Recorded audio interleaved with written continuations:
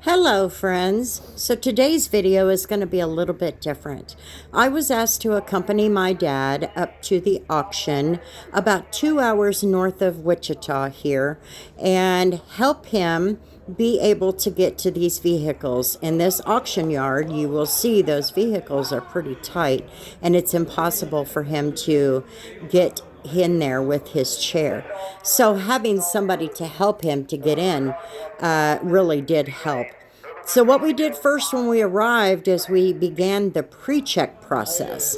And the pre-check process was basically looking at the vehicles, checking them out, making sure the windows worked, making sure it started, looking for any codes, things like that. Even if they were cleared, the computer would tell him. And he made a list of the vehicles he wanted to bid on. The 2 lanes that he will bid on today are lane A and lane B. Right now you are looking at lane B. And you might also see up on the board there, B lane has in the top right corner on the board, red light. Well, all vehicles have a green light, a yellow light, or a red light. And sometimes it has 2 lights. So you will see that he will go up to the vehicles, which was my goal, was to grasp an idea of what he went through. So he'll go up to the vehicle and look for those lights on the dash. The reason why is because once you run them for a little bit, sometimes those lights will come back on.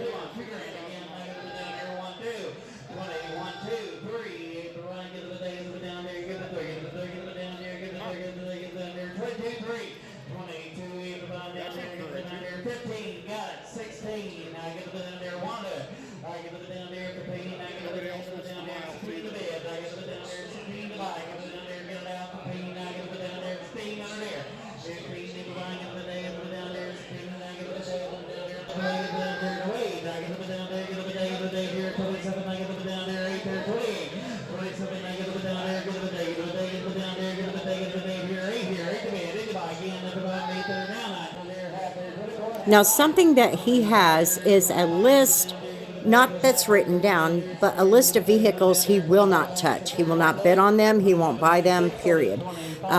Things like this Chevy Malibu, if it looks good, if it's got some decent codes on it that he thinks he can fix, and if the price is right, he might bid on it. But I did try to get the process to kind of show how he went through all of that.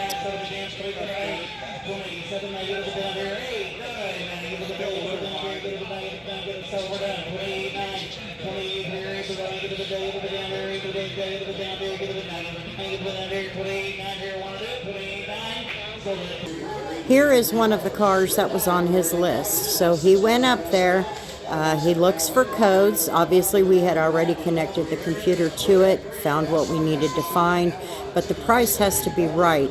But once he looks in there, if he sees something he doesn't like, if it just doesn't feel right, he's not doing it.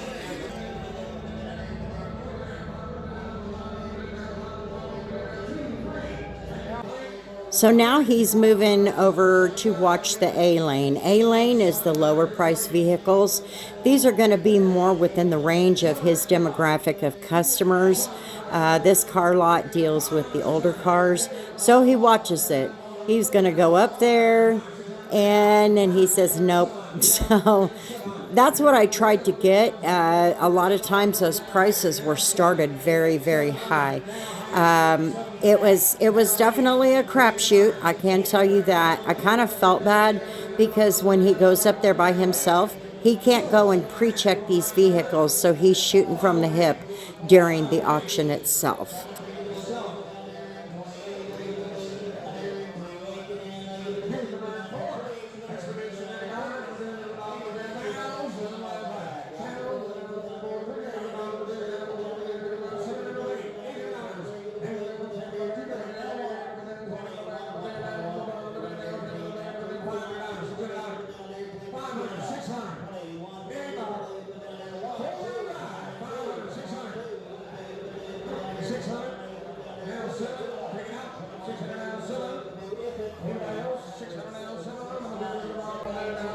He's had really good luck with the Chevy Malibus and the Chevy Impalas, and this is another one that is on his list. You'll see him check it out right here.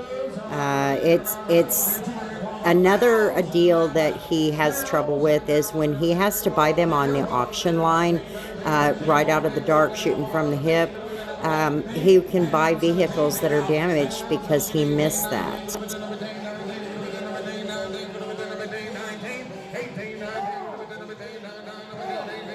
You see him bidding right there, trying to get in, and then the price goes too high for him. And then this Ford pulls up, and that is another one on his list. But watch what he does here. I tried to catch it, but it was kind of hard to keep up with. But he's bidding on it.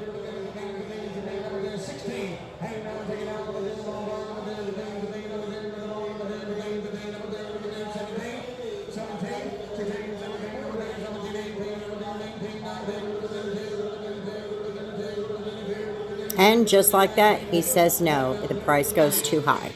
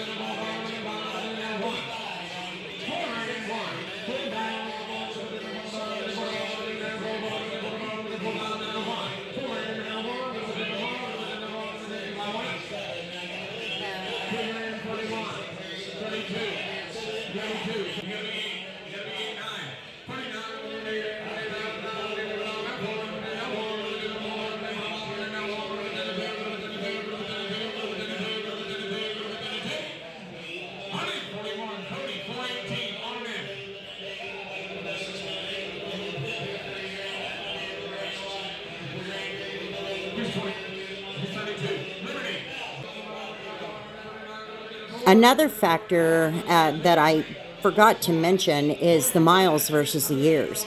A lot of the vehicles there today had a lot of high miles, so it was something that he definitely needed to take into consideration because his demographic of customers, when they purchase a car, it needs to last a few years.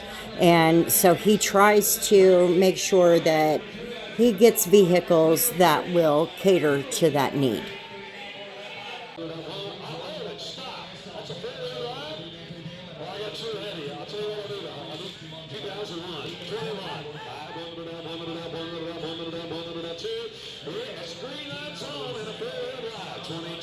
So the last vehicle on the list is a Buick Regal. It had just about the right amount of miles versus the year.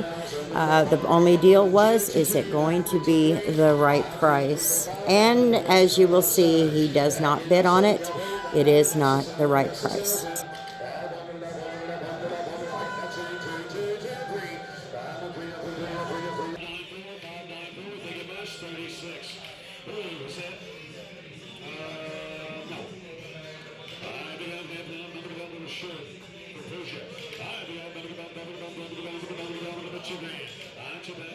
This vehicle was a 2001 and it sold for $3,500.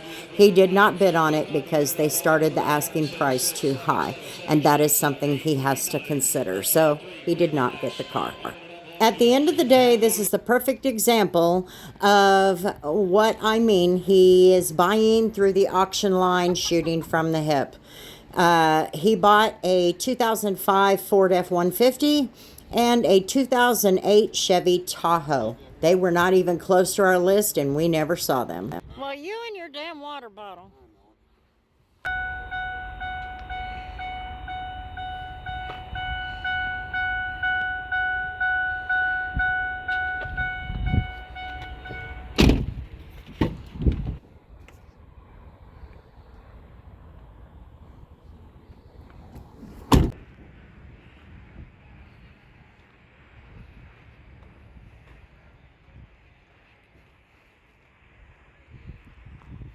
Neither one of these is going to go out super quick, but they're good buys.